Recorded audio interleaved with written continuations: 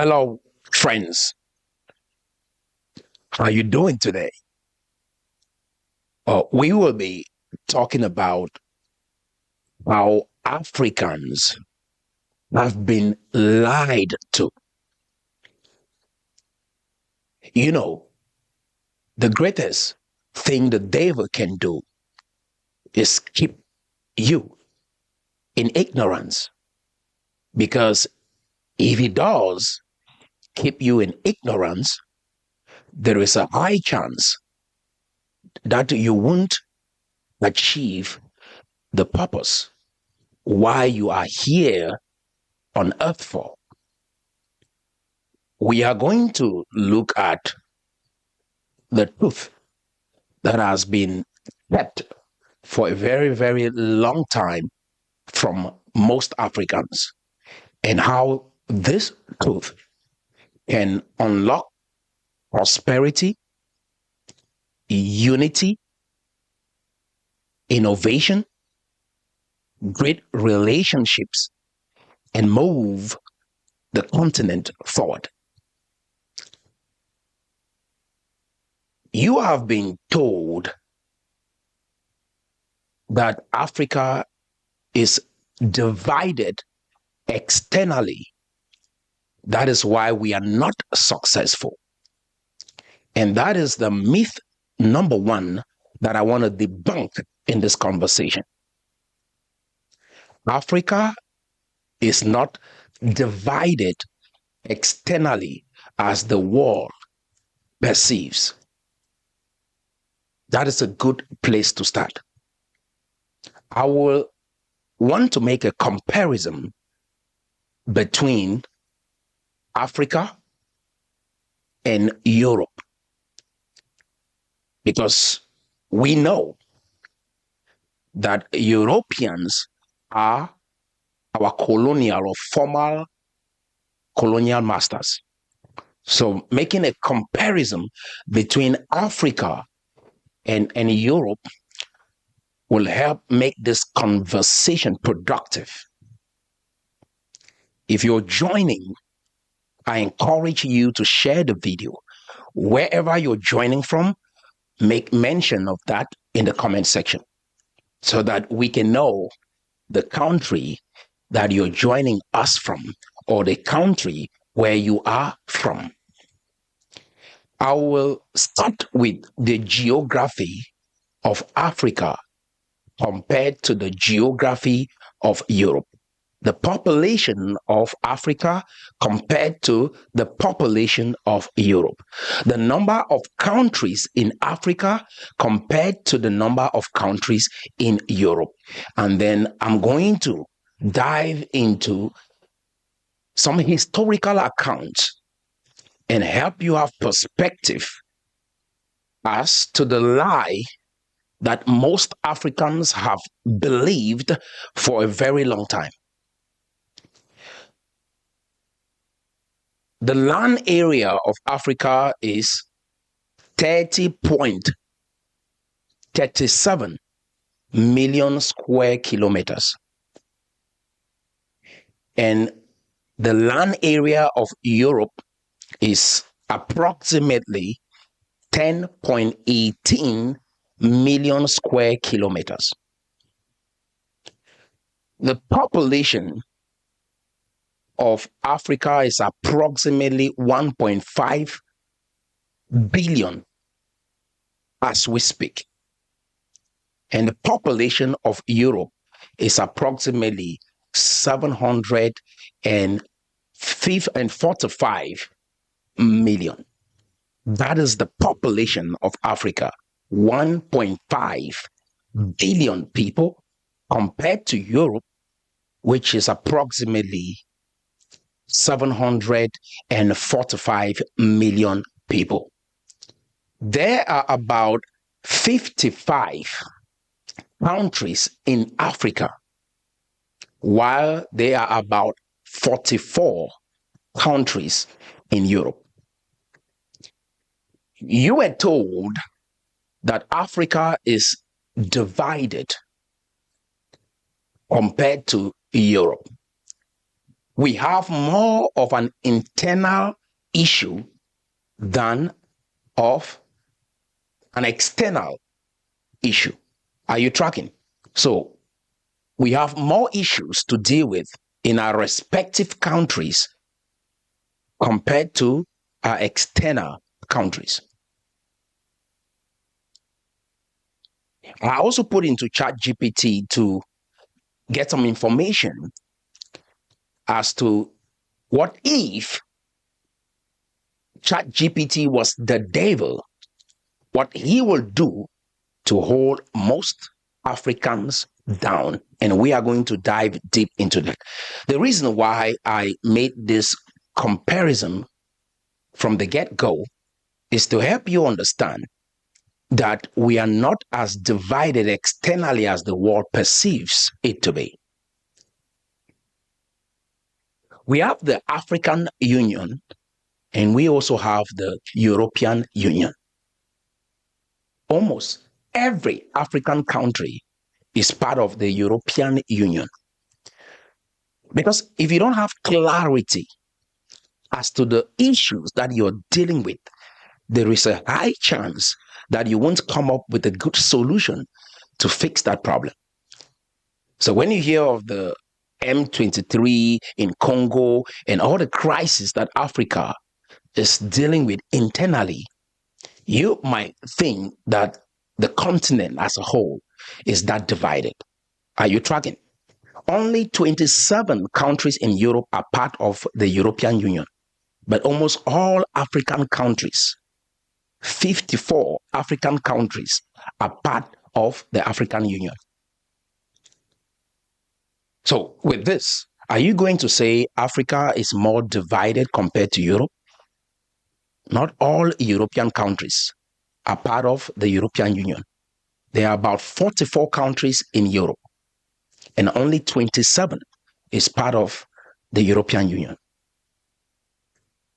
So we have more of an internal issue, tribal tension, ethnic tension, religious tension within African countries, within our respective countries.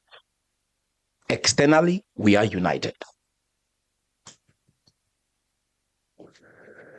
You have been told that Africans sold their own people as slaves. And these are misconceptions that the enemy, the devil, uses to hold us down. And I think it is important that we debunk some of these lies so that we can have perspective. You know, when someone sees us and we have this complexion, brown skin, there is a high tendency to categorize us as one people. But Africa has never been one. Africans did not sell their own people as slaves. This is an entire continent made up of black people, just like we have an entire continent called Europe made up of predominantly Caucasian people. We were fragmented into tribes, and one tribe goes into war with another tribe, capture people from the other tribe as slaves, and those are the individuals that were sold. Not Africans within a particular tribe capturing each other and selling as slaves. This is a misconception that can make you look at yourself as evil. You go around the world carrying some baggage or chip on your shoulder because of this narrative. The history needs to be accurate so that when you step out there, you can have a balanced perspective about yourself.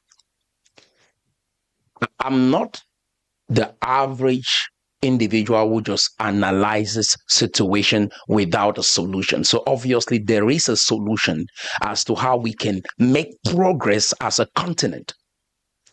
But it is important that we have proper diagnosis of our history. We didn't have a unifying language. So most of our history was transferred from one generation to another through oratory, that is, through words, through stories.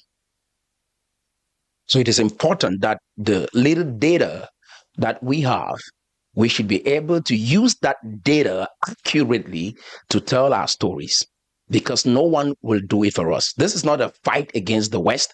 It is not a fight against Europe. It's not a fight against America. No, we Africans want to have perspective about ourselves, about our history, about our journey, so that we can be able to make sense of our reality and carve a compelling future for our respective nations. Are you tracking? So, it was one tribe going into war with another tribe, capturing victims and selling them as slaves. It was not Africans within a specific tribe capturing each other within that tribe and selling them as slaves. Are you tracking? The continent is vast. Remember, right now we are approximately 1.5 billion people. Europe, on the other hand, today is made up of approximately 745 million people. Yet, they have fought all sorts of wars among each other. They have sold each other as slaves as well. Not within their respective nations or kingdoms. No, they went to war with other kingdoms, other nations, and captured each other and sold as slaves or enslaved each other. So it is important that we draw that comparison. So some of the wars that Europeans fought among themselves include the Napoleonic War. You've probably heard about the Napoleonic War. So it was fought in 1803 to 1815. So this was France against other European countries. We have the 100 Years' War. The 100 Years' War was fought from 1337 to 1453. We have the 30 Years' War that was fought from 1618 to 1648. And this was still France, Spain, Austria, Sweden, the Holy Roman Empire, etc., etc. So these were Europeans fighting against each other. When you hear about the Franco-Prussian War, the Franco-Prussian War was fought between 1870 to 1871. So these are tensions that we can observe, like conflict that we can observe within European countries or European kingdoms fighting against one another. So what I'm helping you to have perspective on, we can go to South America, we can go to the Americas and look at the different wars that the Americans fought against each other. This is something that happened globally.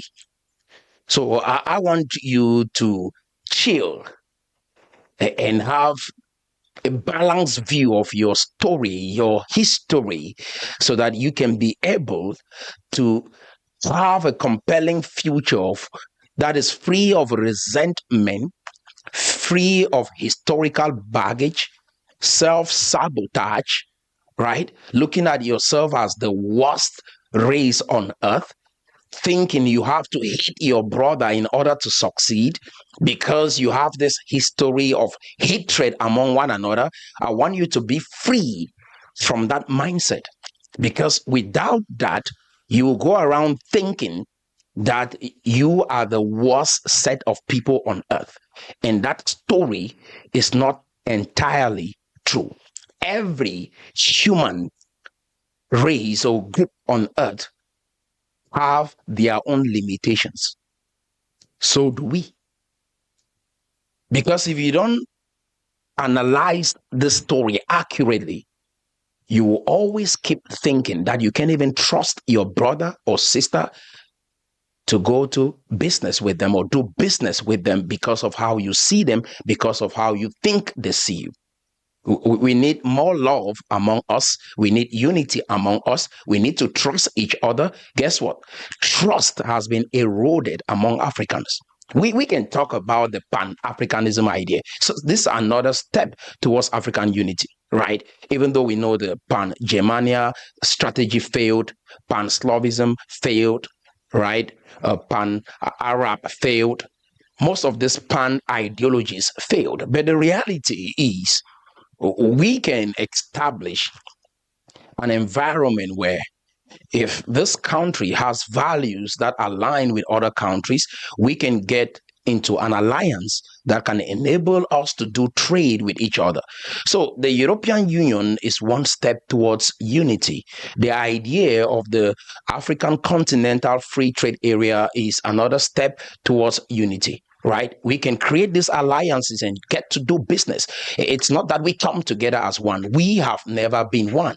Just like Europe, they have never been one. And today, they still stand as individual countries. So this artificial idea of unity has never existed in Africa, which is okay. Look at Americas. America is made up of approximately more than a billion people, right? But the United States is one country within the Americas. Are you understanding? And they have had their own fair share of challenges. So I want us to have perspective around that. You understand? Yeah. So this idea like black people were one, because they see this color, they just think like, oh, we were all one. We have never been one, just like Europe, just like every other group of people on earth. Are you tracking? So we have the First World War, the Second World War, the Yugoslavian War. These are all wars. The Franco-Ukraine that we just heard about, the Russo Ukraine War 2014 to present date. These are all wars fought against Europeans fighting one another. Imagine how bloody the First World War was. Imagine how bloody the Second World War was. These are Europeans fighting against one another. Does this give you some perspective right now? Yeah, because my whole goal is that you let go of the pain of colonialism. Don't be tagged by colonialism. We have a rich heritage that spans thousands of years, and we cannot limit our existence to the colonial era, because many other nations on earth have gone through a similar path. The story of colonialism weakens us mentally, whether we like it or not. Every time we share those stories, guess what? We feel like we're the victim. And it's a terrible thing to be a victim. So my whole goal is to make sure that I help us be free from this mindset, so that we can be able to stand up and look at what our predecessors did before colonialism. How did they look at life? Are you tracking? So Africa also has fought numerous wars against one another, right? So we know about the North African wars, we know about the Horn of African War, we know about the Great Lake and Central African conflict, we know all of this, the Congo War, right? These are all wars that Africans have fought. The West African War, right? The Southern African War, the Sudan War. So these are all wars that Africans have fought against each other. But I want to remind you that prior to that, we had numerous kingdoms. We have approximately maybe 40 kingdoms that existed in Africa before the Europeans came. We have kingdoms like the Dahomey Kingdom, the Ashanti Empire, the Congo Kingdom. So these are all kingdoms that existed within Africa before slavery and slave trade. So do not limit your existence to slavery and slave trade. It is very limiting, right?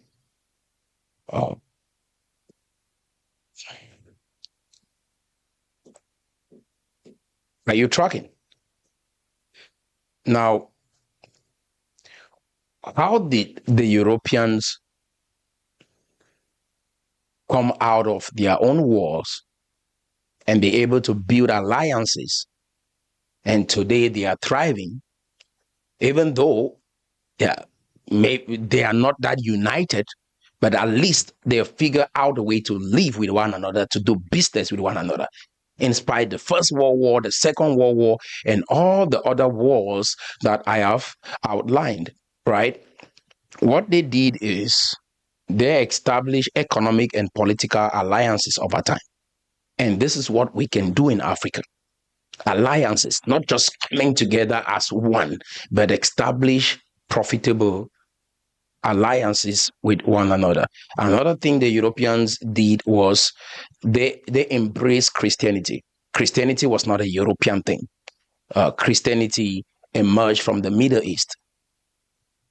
Europeans were very fragmented and divided, and so they adopted Christianity and made Christianity a national language in most of their nations. And this is what really changed a lot for them, because at least they could have a common belief system. And that is very, very crucial for development. Are you tracking? Especially the Roman Catholic, if you know the story of Constantine, how he saw a cross in the sky and said, if I go to war and win, and then I'm going to believe in Jesus. And that happened. He went to war and won. And so he adopted Christianity, made it a national religion. And that is how Rome get to adopt Christianity. Are you tracking? So the end of slavery and the shift in morality was also a crucial factor, right? Ending slavery. In Africa, in our case, it might be ending all the internal conflicts that exist within our various nations. Are you tracking? So they looked at the impact of war as well and said, never again. We won't do this again. Right? And that is why you see organizations like the UN was created. NATO was created to say we are going to preserve peace at all costs globally. Because if we don't have this balanced perspective as to what is going on around the world, we might think the entire world is against us, and that is not true. I mean, it is very disempowering to go around thinking that the entire world is against you. Do you know how depressing that is? Right? Guys, the reason why I throw light on these things is because you might ignore the internal issues, even in your marriage, even in your family, or in your business, and you're thinking that you fix your problems from the outside. And then the inside is rotten, the inside is dirty. You understand what I'm saying? You're doing business with your brother or your sister, you're afraid they're going to scam you. You see what I'm saying? If we don't address all these issues, we won't be able to build trust. I remember one time I was leaving the house. My wife was not really looking good. But when I left, I was getting ready for work. So as I drove off, I recall that she was not feeling fine. Not like the look on her face was not what I anticipated. And I have to turn around and drive back home and ask her what was the problem. And she get to explain to me what was going on. That moment was very crucial. It was easy for me to just ignore it, care only about myself, and just drive off. But till today, she still remembers that day. It builds trust. It says, I'm not here just for myself. I do really care about you. Imagine what will happen if we start looking at our spouse this way, start looking at your husband or your wife this way. Imagine what that will do for your relationship. Like, look at where relationships are struggling today, everywhere around the world. You understand what I'm saying?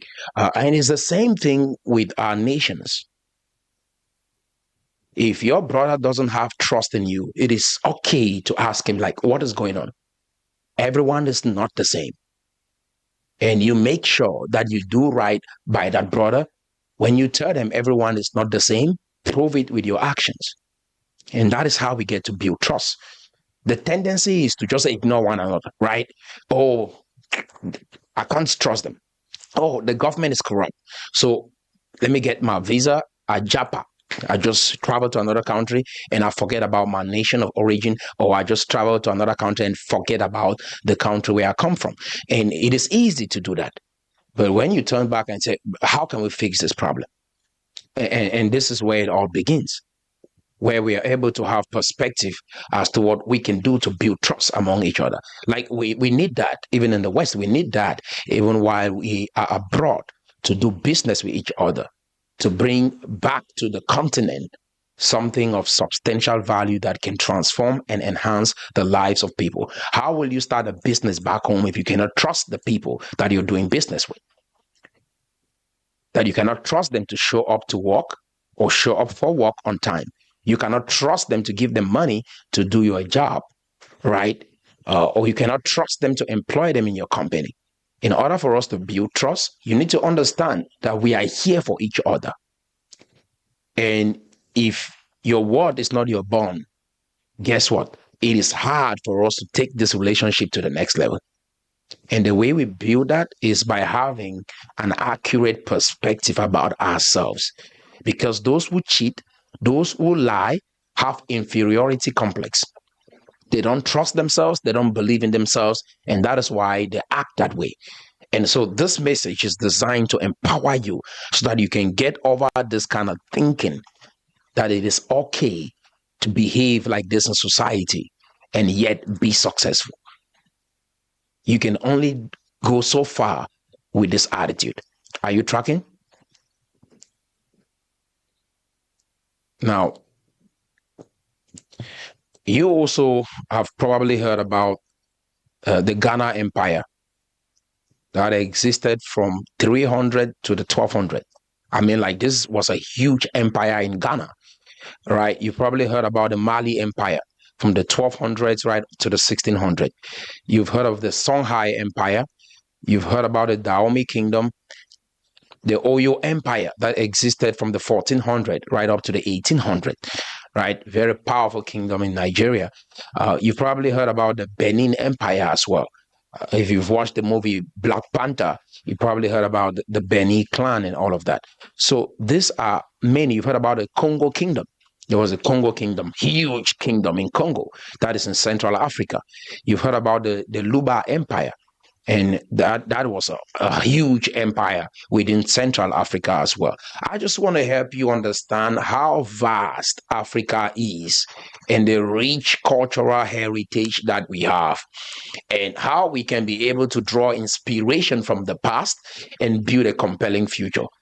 Not drawing inspiration from our colonial experience, but rather drawing inspiration from great leaders that came before us, that came before the colonial era, what they achieved, how they were thinking, not in a communistic setting. They were thinking of empowering their respective empires, their respective nations, before talking about the entire continent. They were focused more on building their respective nations, because this is the strategy that Africans need.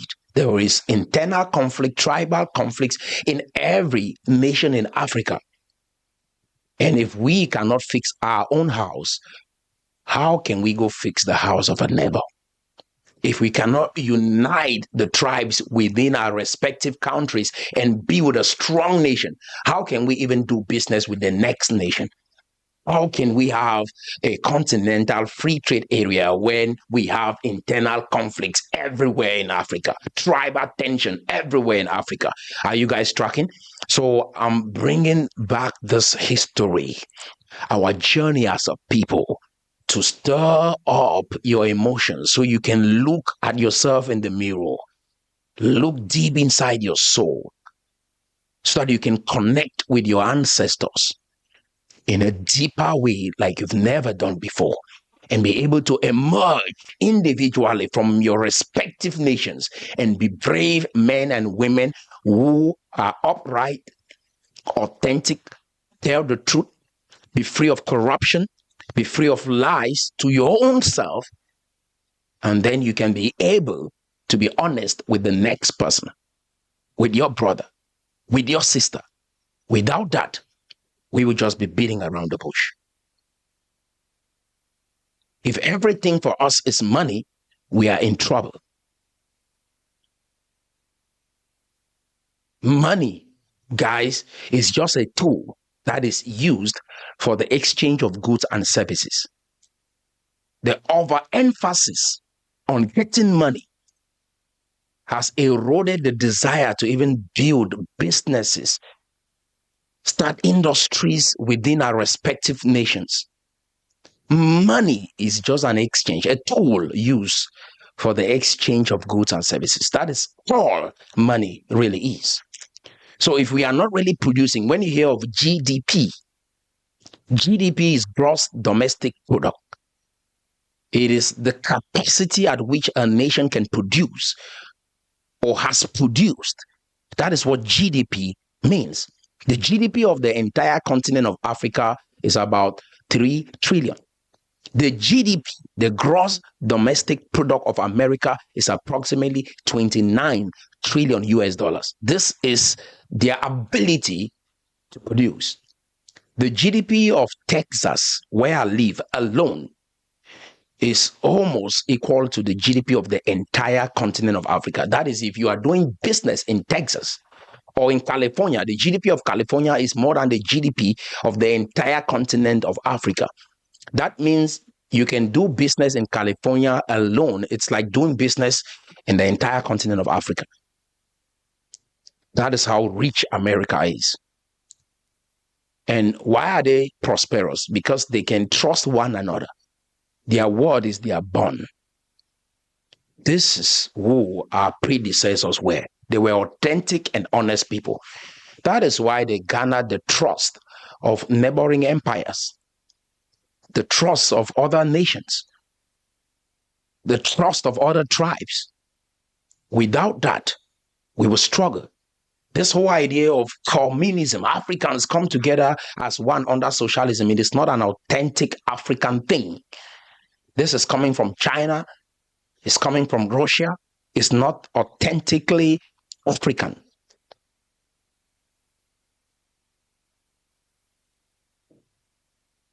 We had kingdoms, we had empires, we had kings, we had great rulers, powerful men that emerged and took responsibility of transforming their various nations.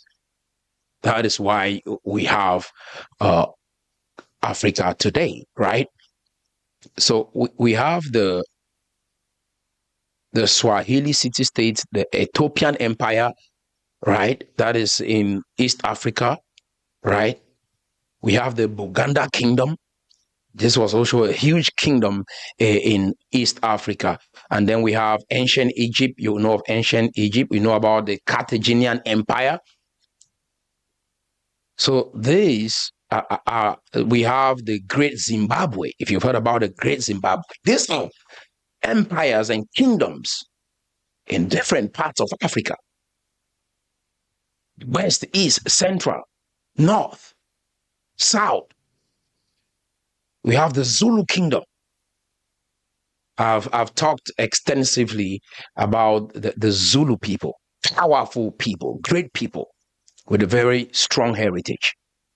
Shaka Zulu is the one who united the different tribes. So being fragmented in tribes has been one of the greatest impediment for our own development. Most of our greats in the past united the different tribes and they stood as one. And that is what made that empire. That is what made that kingdom. Are you tracking? And if there's anything we should be fighting for, is to raise authentic people, unite the tribes, and have powerful nations. That is what Africa really needs.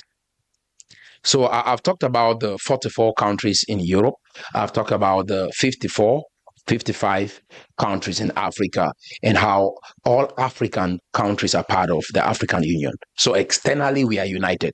Only 27 countries in Europe are part of the European Union. So compared to Europe, Africa is more united externally compared to Europe. But internally, Europe is more united compared to Africa.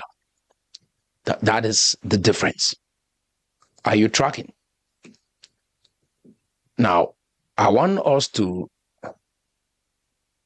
look at what ChatGPT had to say. If ChatGPT was the devil, what will he do to hold Africans bound? So I put this in there. I made reference to a book written by Napoleon Hill. He wrote that book, I think, in 1938, but could not publish that book because those around him were scared. The wife was scared. They said, if you publish this book, it's going to ruin your reputation, because that book satirizes some of the tactics that the devil uses to hold you down.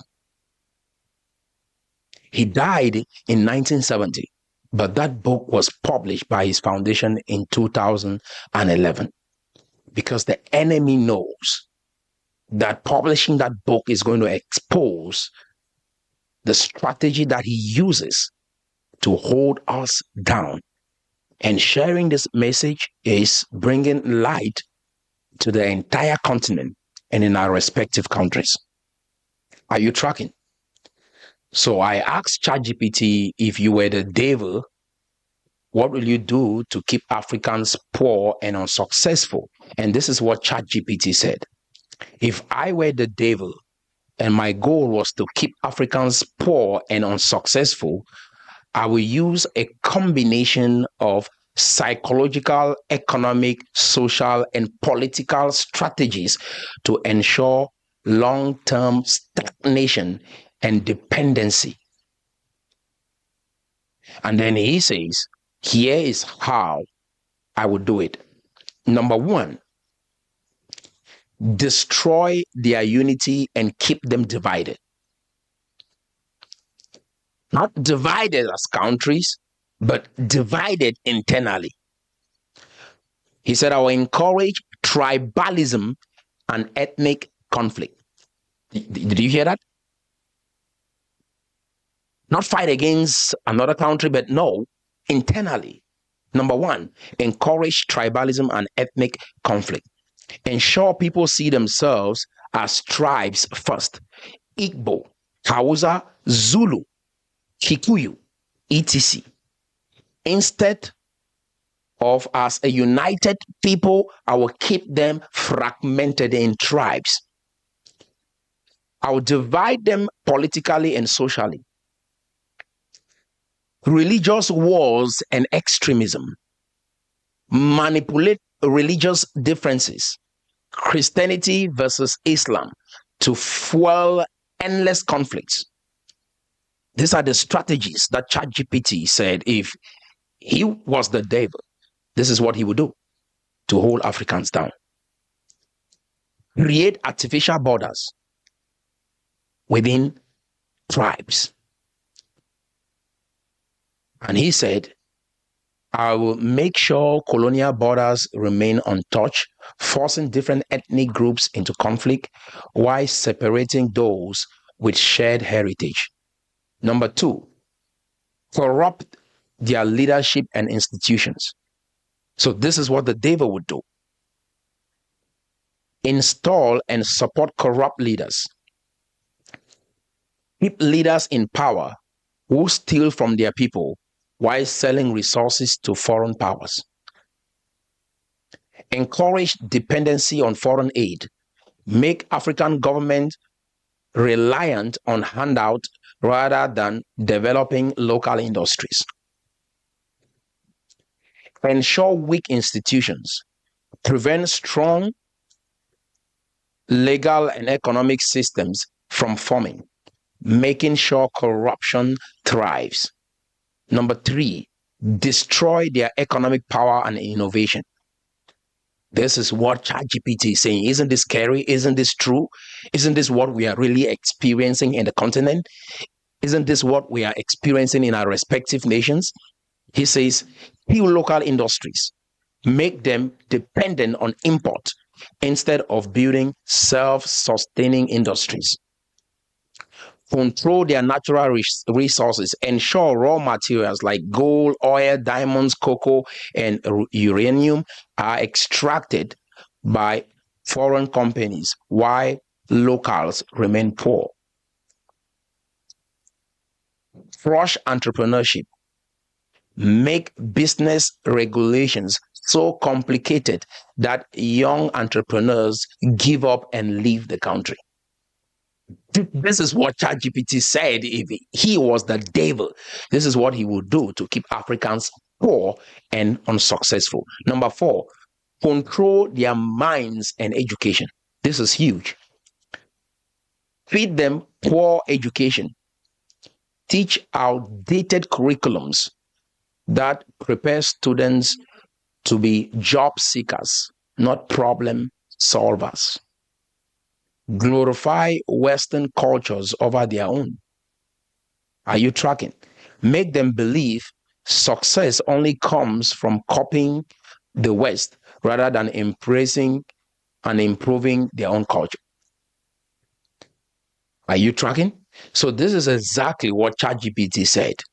If he were the devil, he would do to hold Africans down. Number 5, promote endless dependency on foreign powers. Make them love debt. Encourage governments to take massive loan from the IMF and World Banks, ensuring perpetual economic slavery. Again, guys, there is good debt and there is bad debt. But if you go borrow money that you don't know how to manage that money to revive your economy, it is rather you manage what you have. Are you tracking? Destroy their families. That's number 6. Destroy their families and social structures. Break down the family unit. Promote lifestyle that discourages stable family structures, ensuring weak foundations for future generations. Normalize instant gratification. Encourage materialism, alcohol, and distractions instead of long-term planning and investment. Number 7, suppress strong and visionary leaders. Assassinate or demonize African leaders or visionaries with great thinkers.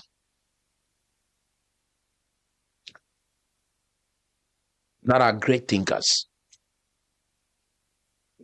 Number 8, control their media and information. Spread misinformation.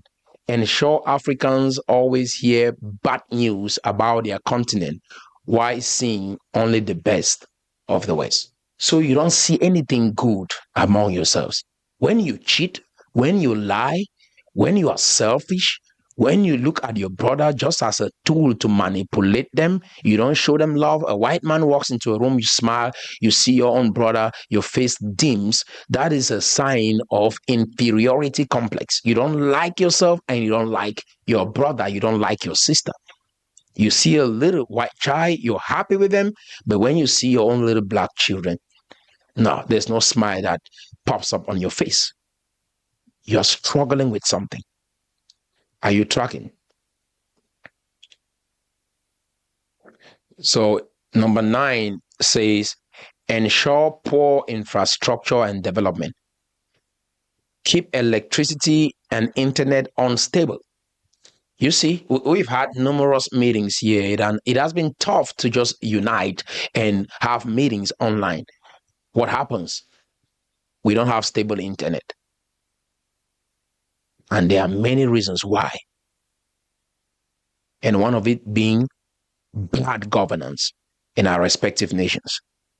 And also lazy citizens that are not confident or courageous enough to stand up and say enough is enough. I've been thinking really hard on the upcoming presidential election in Cameroon this 2025. I encourage every young person to go vote. This is the time in our history where I encourage you to go vote. Take that time and go into that boat to go vote. But also be ready to stand up and fight if things don't go well.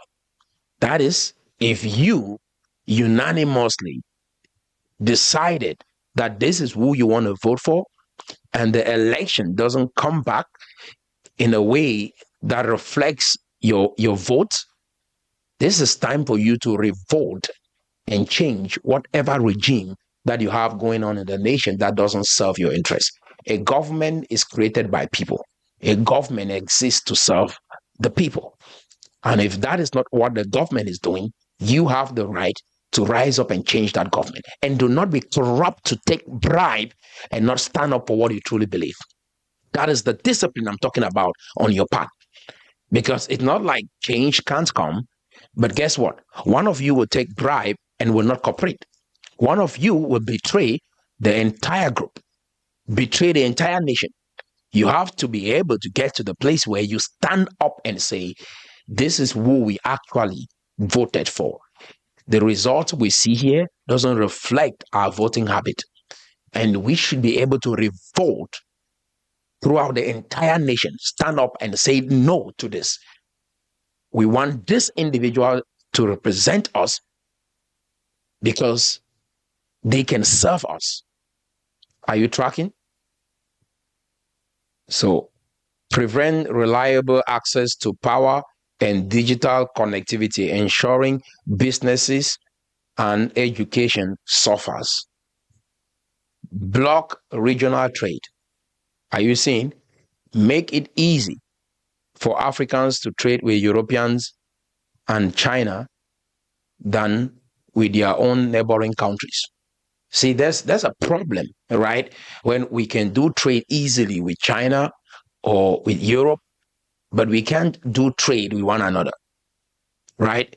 Because we have leaders or we have citizens that are so corrupt that will not cooperate to make this become a reality. Or they are so afraid because they know that they will betray you, or they will betray themselves, or they will betray one another. That is why they can't stand up. I bet you, if you rise up this 2025 and say you really want change in your respective countries, the continental free trade that we are talking about can become a reality. And we cannot have that continental free trade area if we don't have honest people. Because if you're not honest, you come into my country and cause havoc. Just we've had WhatsApp groups. There are some people from some countries, I won't call names, they will apply to be members of that WhatsApp group. Immediately they are accepted. They flood that WhatsApp groups with all sorts of cryptocurrency links, all sorts of Ponzi scheme links.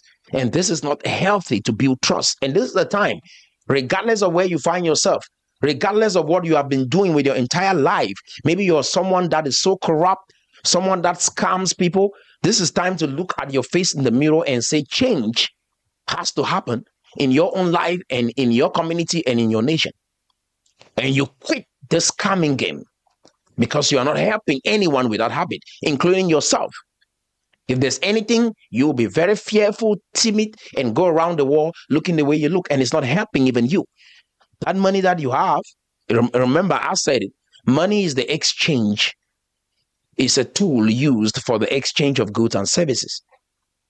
Money in itself is worthless if you don't have substantial products or services to back it up with. So what are you doing with your life? You're just messing up your own life. You're not adding value to anyone. And it's all because of selfishness and greed, and it comes from the heart. The devil doesn't make you do it. It comes from your heart. It's time for you to look at your own heart, look at yourself in the mirror, and look at your brothers and sisters and say, at least let me serve them. Don't make up any excuse. If you are accepted from another country into a WhatsApp group, be respectful. Don't just flood that WhatsApp group. There's a specific nation that we've realized that this is what they do. Every WhatsApp group that they join, if a phone number is coming from this country, this is the behavior that we are expecting. At least from 2 or 3 people from this country. That is not how you build connection, even if your business is legit. That is not how you build connections, because when you send those links into those groups, they get deleted immediately. So it's just worthless. Instead of you coming in, be respectful, build relationships. If your idea will bring about prosperity to someone from another nation, we will accept it. and you will do it the right way. Are you tracking?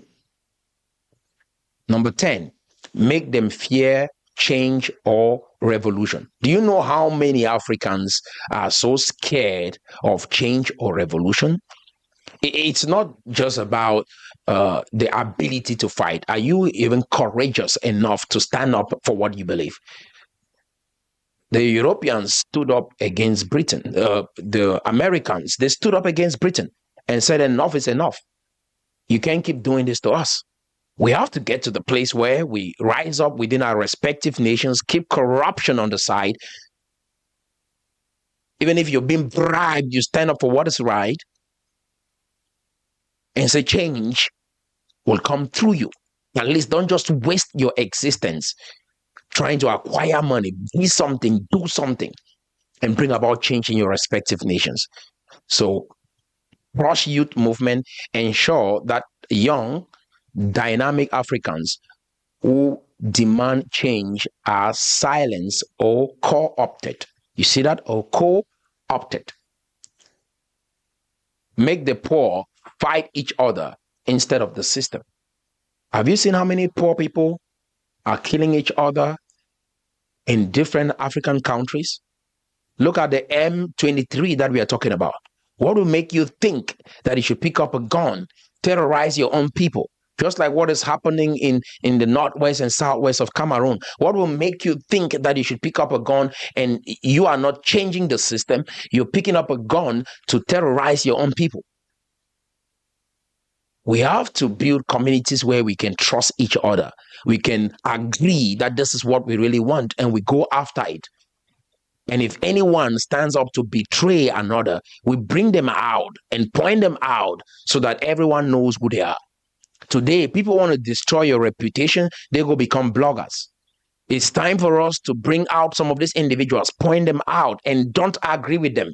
Stop doing business with them. You are a lawyer and you're doing business with a client. When that client is leaving your office, you're sharing their confidential information with another client. That is very unprofessional. We have to highlight this behavior within our communities and say, this is what this lawyer does. And we stop doing business with that lawyer. And they will realize that, guess what? Number one, you have to keep your client's information and the details of your transaction with that client confidential. The way we sanction this behavior is not to entertain, and to an extent, you don't even have to listen to gossipers. People will come and gossip to you. Guess what they will do? They will go gossip to someone else about you. And entertaining that is enforcing that behavior. Are you tracking? People gossip or spread false information in the name of being a blogger. We bring them out, we point them out, and we let the society know this is who this individual is. We are not just going to go with the blogging thing because that is the strategy. People want to be disrespectful. They just say, oh, I want to speak truth to power. I want to expose this man. Come on. Are you understanding? These are behaviors in our society that limit us from economic opportunities. And it is high time we rise up, build trust among one another, do business among one another, be creative, be hardworking, right? Have work ethics, be diligent, put in the time, always go above and beyond. Don't just do the average, because you that's what communism brings, average, right? We want people in a society where everyone is average. Average is 10/20. That is what average is. Is that all you want to score in life? 10/20, that everybody in the community is equal? That is what the devil has done to you. When I realized who I was, the devil never stopped me. The devil can never stop me. You understand? The devil will make sure that there is no critical thinker in a society like the one we find ourselves in. When you stand up and dare to think critically, the devil will use even the friends that used to tell you, we are looking up to you, we are cheering you on, we are hoping that you become something. The devil will use those same people to attack you and ask you, who the hell do you think you are? So what should we do? Reject tribalism and religious conflict. embrace entrepreneurship and financial literacy. Educate yourself for problem solving, not just memorization. Most people go to school just memorize and regurgitate facts. Learn to process that information and solve problems through what you've learned. Hold leaders accountable. Prioritize self-reliance, not group reliance, self-reliance. Again, I said we have to be hardworking. We have to prioritize individual responsibility factored in collective values. That is what we need. And the last, control the narrative.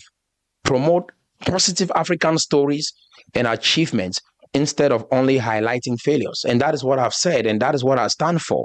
Look for positive stories about Africa. That goes beyond slavery and slave trade and colonialism. This petty, myopic, self-sabotaging stories that we continue to share is very limiting for our own mentality. Your mental health is being damaged by these negative stories that you share about the continent. I think I've said enough, and I hope that you got some value out of this video. Share with a friend, invite others to watch. This is how we build the Africa that we desire. Start with your respective countries. Unite the tribes within your respective countries. Be an upright human being within your own country. Unite your brothers and sisters and have them do the same. That is a good place to start. Your salvation is personal. It will not come through the group. It will come from your individual effort, guided by collective values or goals that the community or the nation seeks to achieve. I hope you got some value out of this video, guys. And until next time, remain blessed. Never give up. Keep fighting. Our better days are ahead. They are not behind. We are not just going back to our roots to be the way we used to be. No, we are drawing inspiration from our roots to build the future that we desire. That is exactly what we are doing here. And we are looking at what has worked around the world, and we are factoring that into our development plan so that we can be able to build a bright and sustainable future for our respective nations. Until next time, remain blessed.